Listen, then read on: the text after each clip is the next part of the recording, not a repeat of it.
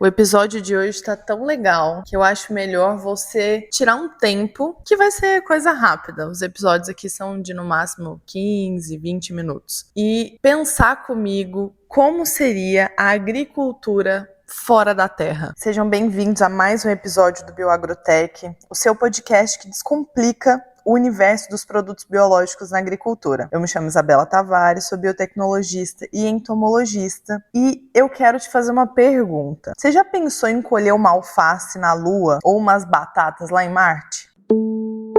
Eu sei que parece loucura, mas a verdade é que a exploração espacial ela está avançando a uns passos tão largos e com ela vem a necessidade de garantir a sustentabilidade da vida humana também fora da Terra. E adivinha só, quem pode ser a chave para isso? Nossos velhos conhecidos, os micro-organismos. No episódio de hoje, a gente vai mergulhar nesse fascinante mundo da agricultura lunar e marciana e também explorar uns desafios, E principalmente a biotecnologia relacionada a esses produtos biológicos, que podem ser a solução para transformar esses solos extraterrestres em terras férteis. Então, se prepara para essa conversa que está cheia de ciência, inovação e, é claro, focando em produtos biológicos. Pensa comigo, cultivar aqui no planeta Terra já tem seus desafios, mas imagina fazer isso na Lua ou em Marte. As condições, elas são extremas. A gente está falando em ambientes com radiação intensa, temperaturas que variam drasticamente, a ausência de atmosfera protetora e o mais importante para nós, os solos completamente diferentes do que a gente já conhece. Esse foi um dos temas que eu coloquei lá no nosso Instagram, se você ainda não segue, @bioagrotech.podcast, em que vocês votaram. E, na verdade, os dois temas mais votados foi a agricultura lunar e marciana e também a memória das plantas em relação aos micro-organismos, que vai ser o tema do nosso próximo episódio. Então, fica ligado. Se você ainda não curtiu ou deu 5 estrelas, já aproveita para curtir, para comentar nesse episódio, que isso ajuda muito a chegar em outras pessoas que também têm interesse nesse tema. Mas, enfim, vamos voltar. O solo lunar, por exemplo, ele é chamado de regolito. Ele é composto por várias rochas pulverizadas e poeira mesmo, sem matéria orgânica, sem água líquida e com uma estrutura que não favorece o crescimento das raízes. Já o solo de Marte, embora ele tenha alguns minerais, ele é rico em percloratos, que são tóxicos para as plantas e também para os seres humanos. Além disso, a baixa gravidade e a falta de luz solar direta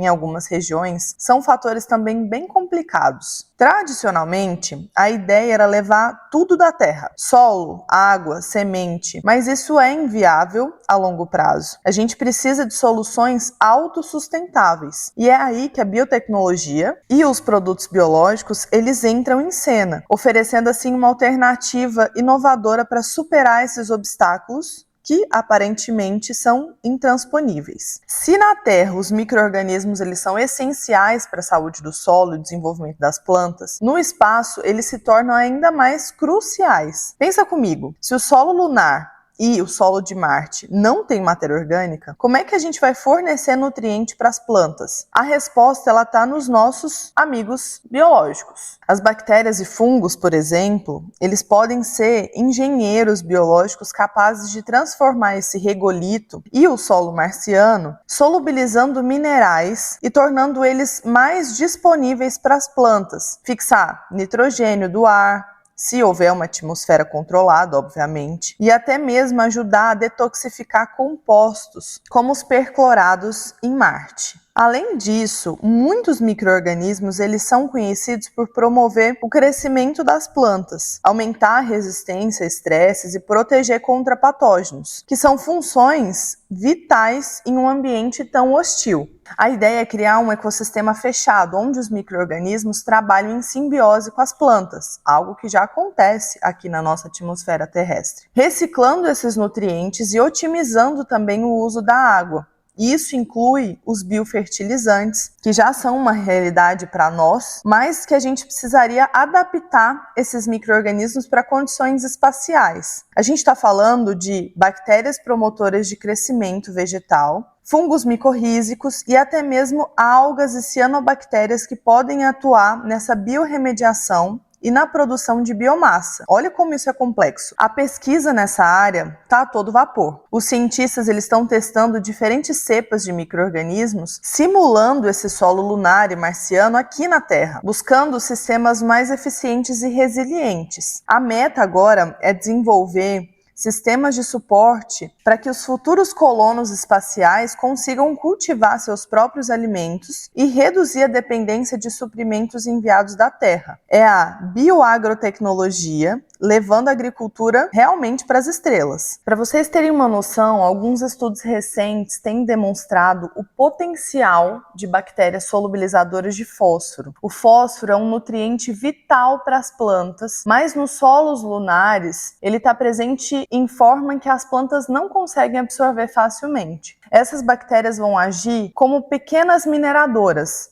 liberando o fósforo e tornando ele mais disponível para as raízes. Isso é um avanço e tanto para a autossuficiência nutricional em ambientes extraterrestres. Outra linha de pesquisa promissora envolve o uso de microbiomas, derivados aí de musgos. Parece meio inusitado, mas os micro-organismos associados a musgos, eles têm mostrado uma capacidade de melhorar as propriedades do solo e promover o crescimento de culturas como, por exemplo, a cevada, em algumas simulações do solo lunar e marciano. Eles ajudam na agregação do solo, na retenção da água e também na ciclagem de nutrientes, criando assim um ambiente mais propício para o desenvolvimento das plantas. E a gente também não pode esquecer das cianobactérias, como o gênero Anabaena. Essas pequenas fábricas biológicas não só fixam o nitrogênio, um nutriente essencial, obviamente, mas também podem atuar como biofertilizantes nos solos marcianos. Eles aumentam a fertilidade e o rendimento das culturas. Imagina, um organismo simples, mas com esse poder para transformar o deserto vermelho em um jardim produtivo. Para vocês terem uma noção, alguns pesquisadores da Universidade de Agricultura da China testaram 5 espécies de bactérias em solo simulado lunar, esse regolito que eu falei para vocês. Entre elas, 3 se destacaram: Bacillus mucilaginosus, Bacillus megatherium e Pseudomonas fluorescens. Essas bactérias têm a capacidade de solubilizar o fósforo preso nesses minerais do solo e deixando eles mais disponíveis para as plantas. Depois de 10 a 21 dias de atuação, elas mais que dobraram a quantidade de fósforo solúvel no substrato. Olha que interessante. E quando os cientistas cultivaram a Nicotiana bentamiana, que é uma planta modelo do mesmo gênero do tabaco, eles conseguiram perceber que as plantas cresceram mais rápido. Elas tinham raízes e caules mais longos e as folhas mais densas. Um nível de clorofila também quase 2 vezes maior do que as plantas em solo não tratado, com esses micro-organismos. E esse experimento mostra que se a gente consegue usar micro-organismos terrestres, a gente pode transformar o regolito lunar em um componente fértil para cultivo em futuras bases lunares. O programa Mars Ecopoiesis Test Bed, apoiado pela NASA, ele propõe enviar cianobactérias e algas extremófilas fotossintéticas em pequenas câmaras para o solo marciano. A ideia é que elas fixem o CO2 e nitrogênio, produzindo oxigênio e um solo mais fértil. Um passo para terraformar essas pequenas áreas. Em um laboratório, pesquisadores testaram 4 espécies de metanógenos, que são bactérias anaeróbicas, que podem sobreviver a condições de pressão baixa, semelhante às que poderiam existir em aquíferos superficiais em Marte. Elas não precisam de oxigênio nem de matéria orgânica, basta CO2 e hidrogênio. A missão orbital CROPS da Agência Espacial Alemã, com a participação da ESA e da NASA, testou um sistema de estufa biodigenerativa fechada em ambientes com gravidade simulada, lá a Lua e Marte, e lá dentro uma alga fotossintética, a Euglena gracilis, converteu a amônia proveniente de uma urina sintética em oxigênio, ao mesmo tempo em que Bacillus subtilis transforma amônia em nitrato, um fertilizante para tomates. Isso permitiu gerar um ambiente autocontido de produção de alimento, reciclagem de resíduos,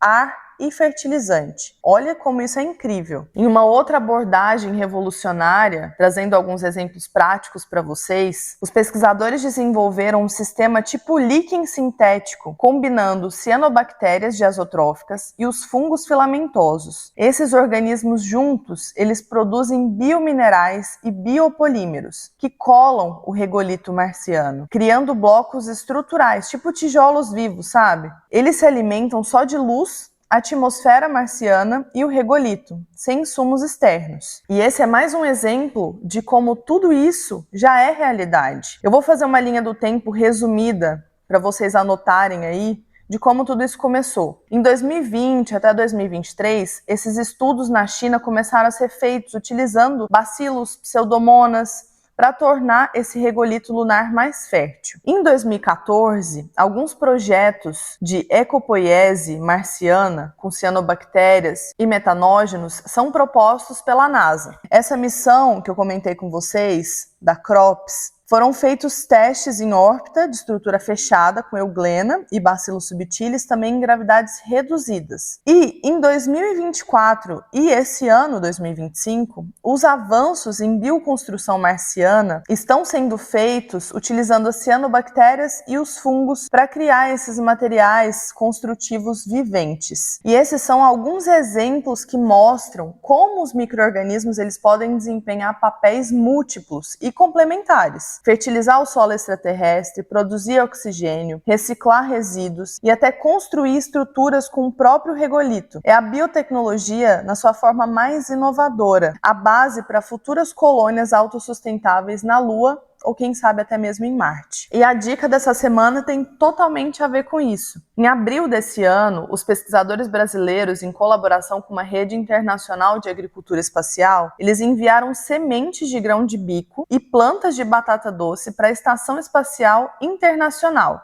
O objetivo é entender como essas plantas se desenvolvem em microgravidade e como seus alimentos se comportam depois desse cultivo no espaço. Embora ele não seja diretamente sobre os produtos biológicos, essa pesquisa é fundamental para aprimorar os sistemas de cultivo em ambientes extraterrestres, incluindo essa interação com a microbiota. Outro exemplo também fascinante que vem surgindo é a Agência Espacial Europeia, que é a ESA, que tem investido num projeto chamado MELISSA, Microecological Life Support System Alternative. Esse projeto, que já dura décadas, ele busca desenvolver um sistema de suporte à vida em um circuito fechado para missões espaciais de longa duração. Um dos pilares do MELISSA é o uso da bactéria Arthrospira, mais conhecida como espirulina, uma alga que é fácil de cultivar e se multiplica rapidamente, sendo uma fonte rica de nutrientes. A espirulina é um exemplo prático de como organismos biológicos podem ser usados para reciclar resíduos e produzir alimentos em ambientes fechados,